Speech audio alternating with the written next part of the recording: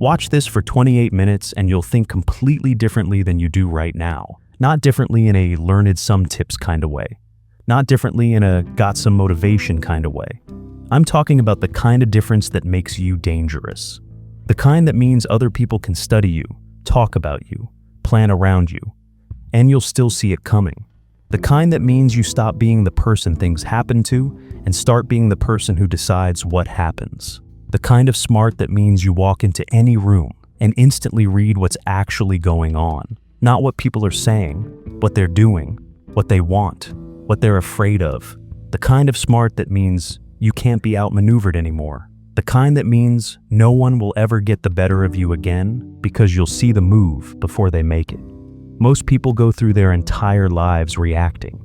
Someone says something, they react. Someone makes a move, they respond. Something goes wrong, they're surprised. They spend years putting in the work, doing the right things, being loyal, being patient, and then they look up and wonder why the people who work half as hard have twice as much. And the reason is simple. They're missing 7 things. 7 ways of seeing that change every interaction, every decision, every outcome. And once you have them, the confusion goes away. Not some of it, all of it. 7 insights. 7 ways of seeing that most people never learn. And once they land in your brain, not just as ideas but as ways you actually see the world, you become a different kind of person. The kind that other people can't fully predict, can't fully read, can't get ahead of. You see the thing behind the thing. You read the room in seconds. You know what someone actually wants from you before they tell you. You know why the plan that looks good on paper is going to fail. You know which people in your circle are genuinely for you and which ones are waiting for the moment to get what they need and disappear. Other people live inside the story. You see the structure of the story, and that changes everything. And this makes you dangerous. Not dangerous in a threatening way, not in an aggressive way. Dangerous in the way that means you are no longer the easiest person in the room to manipulate. Dangerous in the way that means you stop handing people the tools they need to work against you without even knowing you did it. There are people in your life right now, not strangers, people you know, who depend on you not knowing these 7 things, who needs you to stay reactive, stay predictable, stay in the dark. When you become this kind of smart, their ability to work around you disappears, and they feel that before you even say a word, because the game changes. Now I need to warn you before we go any further. These 7 things are permanent. Once you see them, truly see them, not just hear them, you can't unsee them. You will look at a conversation you had last week and see 5 things you missed. You will look at a relationship and understand something you couldn't before. You will look at your own behavior and realize you've been handing people the map to how to beat you. That knowledge doesn't go away. It changes the lens permanently, and that comes with a cost. You're gonna feel ahead of most conversations you're in. You're gonna feel like the people around you are operating one level below where you are. You're going to start seeing dynamics and patterns that most people are completely blind to, and you won't always be able to explain what you're seeing. You'll just see it. That's a strange kind of isolation. It's also a strange kind of power. So, if you want to stay comfortable, if you want to keep believing that the way things look is the way things are, that the people who say they're for you are for you, that hard work alone is the formula, stop watching now. No judgment. Go back to whatever you were doing. But if you're ready to see clearly, if you're ready to understand what is actually happening in the rooms you walk into, in the relationships you're in the decisions you're making, keep watching. Because in the next 28 minutes, the way you see everything is going to change. Let's start with the first shift. This is the foundation. Everything else builds on this one. And it's the one that most people resist the hardest, because it means accepting something that feels wrong even when you know it's true. Here it is. Nobody sees you the way you see yourself. Not your intentions, not your effort, not your reasons.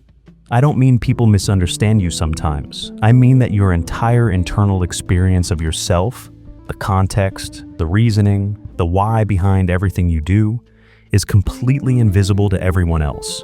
All they have is the signal you send, and most people have no idea what signal they're actually sending. Think about a time you walked into a situation thinking you came across one way, confident, prepared, clear. and later found out people read you as something completely different. Or think about someone you know who is completely certain of their reputation, certain that people see them as strong or loyal or competent. And you know, that's not how they're actually perceived. They don't know. They're walking around with a version of themselves in their head that doesn't match the one other people are responding to. And so are you. So am I. So is everyone. Machiavelli understood this. He wrote that men in general judge more by their eyes than their hands. Everyone sees what you appear to be. Few feel what you actually are. What he meant is this: the world responds to the impression you create, not the reality you experience. The person you know yourself to be is irrelevant if the signal you're broadcasting doesn't match it. Perception is not a distortion of reality. For everyone around you, it is the reality. So, what changes when you make this first shift? You stop defending yourself and start managing your signal. You stop saying, "That's not who I am," and start asking, "What am I projecting?" You stop being confused when people don't respond to you the way you expect, and start getting curious about what they're actually seeing. You stop assuming good intentions make good impressions. You start treating your reputation like a strategy, not a side effect. The most dangerous thing you can be is someone who is completely certain they're coming across one way while everyone around them has already decided something different.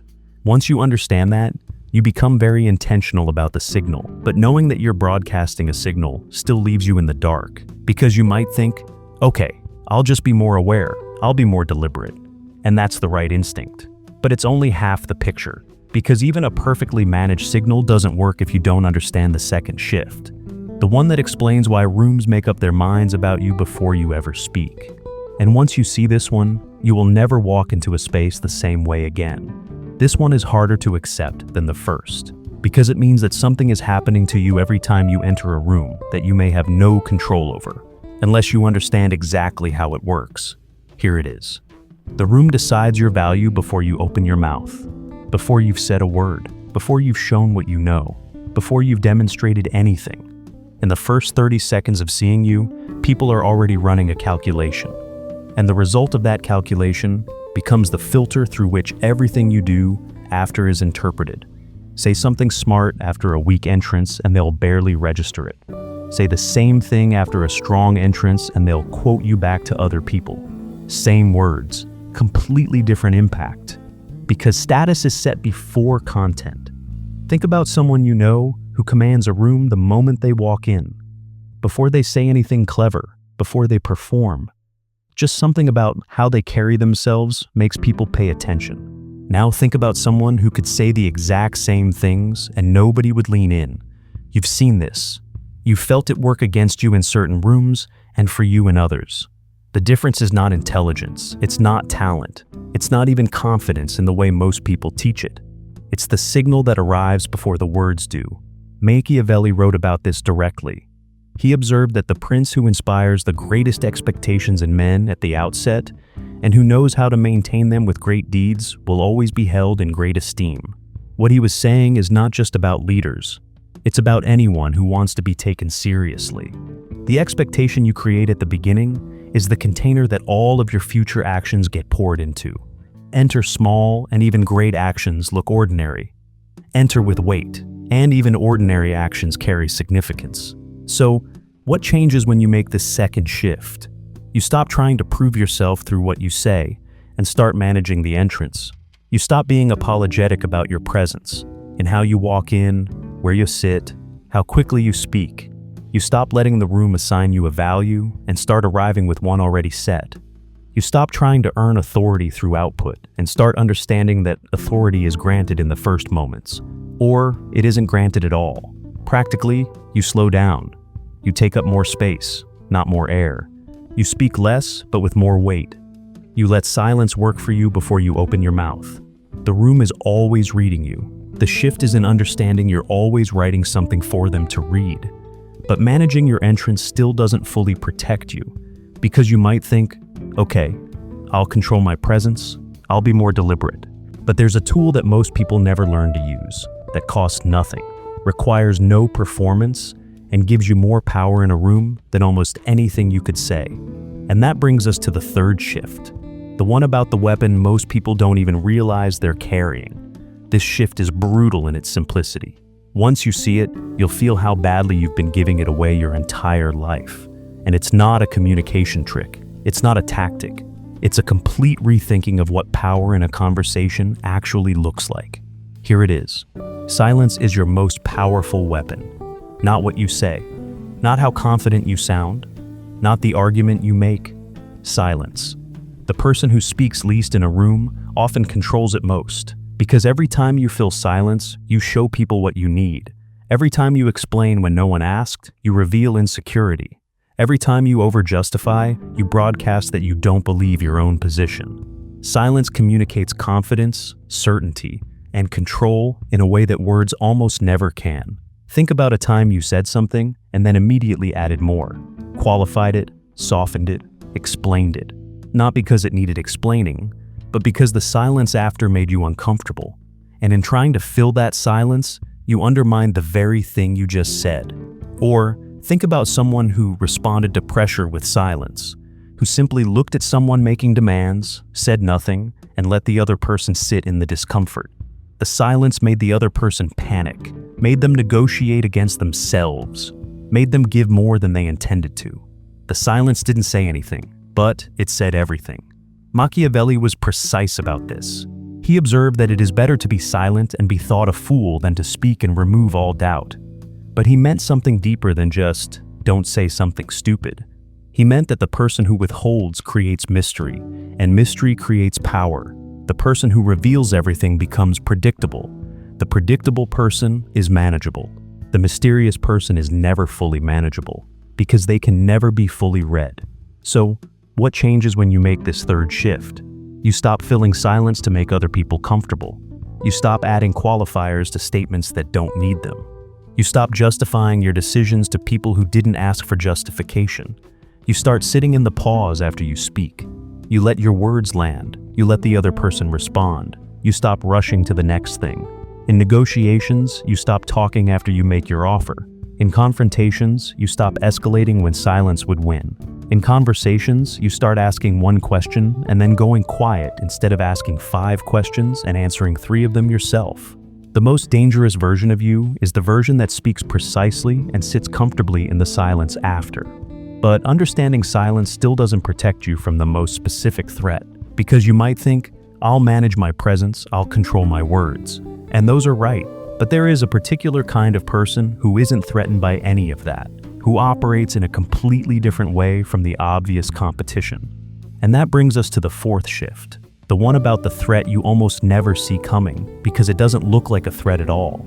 This one changes who you trust and how you trust. Not by making you paranoid, but by making you precise.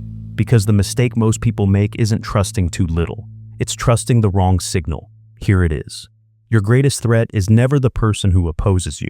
It's the one who agrees with you, praises you, asks about your plans, and uses everything you give them in ways you never anticipated. Opposition is visible.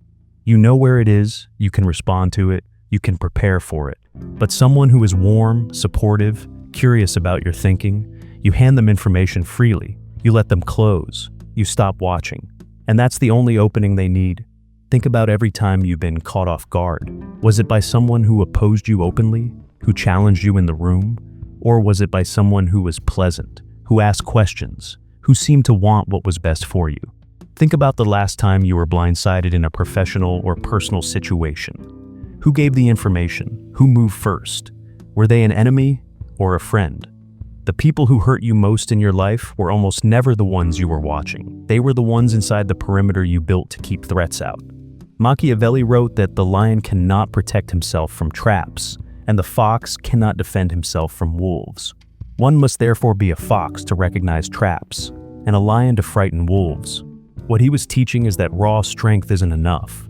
You need the fox's eye, the ability to see what is underneath the surface of someone's behavior, not suspicion, discernment. The difference between a suspicious person and a discerning one is that the suspicious person sees threats everywhere and acts accordingly.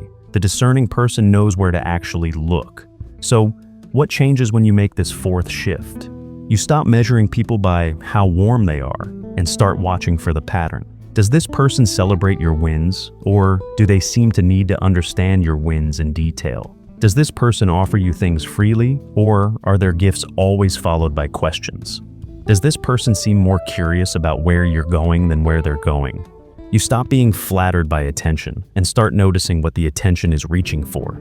You stop sharing your plans with everyone who seems interested. You give partial information first. You watch what happens to it.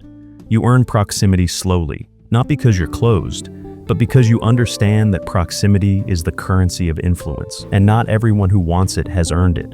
But even understanding the threat in front of you still leaves a deeper problem, because you might think, okay, I'll be more selective, I'll watch more carefully, and you're right. But here's what most people still get wrong. They confuse being busy with being strategic. They confuse movement with progress. And that brings us to the fifth shift. The one that will make you look at how you actually spend your time and feel genuinely uncomfortable about the answer. This one is the hardest to accept, not because it's complicated, but because it indicates things you're proud of. The busyness, the hustle, the constant motion. What if that motion isn't taking you anywhere? Here it is. Most people confuse activity with strategy. They fill their days with things that feel productive without ever asking whether those things are pointed at the right target. They respond to every message, attend every meeting, say yes to everything important sounding, and at the end of the year, they've been extremely busy doing things that didn't materially change their position. Busyness is not a strategy. Movement is not progress. Progress is the deliberate accumulation of position. Everything else is noise. Think about your last 3 months. How much of what you did was reactive, responding to things that came at you? How much was proactive, things you chose deliberately because they moved you forward? Think about the last time you turned down something that felt important but wasn't. Now, think about the last time you said yes to something that felt urgent but added nothing to where you actually want to be. Most people, if they're honest, spend 70% of their time reacting and call the other 30% their strategy. And then wonder why 5 years have passed and the position hasn't changed. Machiavelli understood this with precision. He wrote that it is not titles that honor men, but men that honor titles. He didn't mean ceremony, he meant agency. The person who is always in motion but never directing their motion is the person that circumstances control, the person who decides which moves to make and refuses to make the ones that don't serve the direction, is the person who controls circumstances. One reacts, the other chooses. So, what changes when you make this fifth shift? You stop measuring productivity by hours and start measuring it by position. You stop treating your calendar as an inbox for other people's priorities. You start asking one question about everything on your plate. Does this move me toward the thing I'm actually building toward, or does it just feel important? You get comfortable with the discomfort of doing less things, better. You stop saying yes because you're afraid of looking unavailable. You start protecting the time that strategy requires. Deep work, deliberate thinking, longer horizons. You stop optimizing how fast you run and start asking whether you're running in the right direction. The person who runs fast in the wrong direction doesn't win. They just get farther away, faster. But cutting noise still doesn't give you the one skill that separates the person who understands a room from the person who controls a room. Because you might think, I'll be more focused, more deliberate. And you will be. But there's one specific ability that changes the dynamic of every conversation you're ever in. And most people spend their entire lives doing the opposite of it. That brings us to the sixth shift. The one about who actually controls a conversation. And the answer will surprise you. This sixth shift is specific, tactical, and immediately usable. And once you apply it, you will never approach a high-stakes conversation the same way. Here it is. In any conversation, the person asking the questions controls it. Not the most articulate person, not the most prepared person, not the loudest or most confident or most knowledgeable, the one asking the questions. Because questions direct attention, and whoever directs attention directs the conversation. While the person answering is on defense, explaining themselves, justifying their position, the person asking is choosing what matters, what gets examined, what gets revealed. And most people never realize this is happening to them. Think about the last time you were in a negotiation, a job interview, or a difficult conversation. Who was asking more questions? If it was the other person, you were being read while you thought you were just answering. You were giving them the map while they appeared to simply be curious. Now, think about the best interviewer you've ever experienced, the best negotiator, the best leader in a room. Did they talk the most, or did they ask the most? The person who asks, "Why is that important to you?" controls the direction entirely. The person who answers it has just handed over the steering wheel. Machiavelli wrote that the wise prince surrounds himself with advisors who are not afraid to tell him the truth. But he also noted that a prince must be a great foreigner and dissembler. He understood that knowing comes before acting, and that knowing requires the discipline to ask, to listen, and to withhold your own position until you fully understand the other person's. The person who reveals their position first has already lost half their leverage. The person who understands your position before showing theirs is working with information you gave them freely. So, what changes when you make this sixth shift? You stop leading with your position and start leading with your questions. You stop trying to win arguments by being more articulate and start winning them by surfacing the thing the other person hasn't said yet. In negotiations, you ask what matters most to them before you say what matters to you. In difficult conversations, you ask what they think happened before you explain what you think happened. In rooms where you feel outranked, you ask the question nobody else is asking. One well-placed question in a room full of statements makes you the most dangerous person in that room. You didn't talk the most, you didn't prove the most, but you directed where everyone's attention went, and that is control.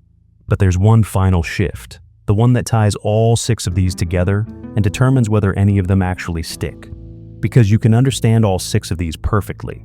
You can practice them, apply them, think about them, and still fail to become the person who uses them consistently. Because there is one thing you can change that changes everything else almost automatically. And most people will hear this and think it's too simple. But it's not simple, it's the hardest one. That brings us to the 7th shift, the most important one. This is the 7th shift, the one that determines whether the other 6 are possible at all. Because you can have all the awareness in the world and still be held back, not by your circumstances, but by the room you keep choosing to stay in. Here it is. You are not being held back by bad luck, bad timing, or a broken system. You are being held back by the standard you've accepted for yourself and the environment that standard has created around you. The people in your circle are not neutral. They are either constantly pulling your standard up or slowly pulling it down. The conversations you tolerate, the behaviors you accept, the mediocrity you've normalized, all of it is setting the ceiling on who you can become. You don't rise above your environment. You rise to the level your environment demands, and then you stop. Think about the last time you had an idea you were genuinely excited about. Who did you tell first? And what happened to your energy after? Did they add fuel or take it? Did they build on it or qualify it to death? Now, think about the people in your life who operate at a level above where you currently are. How do conversations with them make you feel? Energized, more capable, like more is possible than you'd been assuming? And think about people who operate below the level you want. After an hour with them, are you more or less clear about what you're capable of? You already know the answer. You've known it for a while. The only question is what you're going to do about it. Machiavelli wrote that it is not possible to avoid a war. It can only be postponed to the advantage of others. He was talking about strategy. But the principle runs deeper.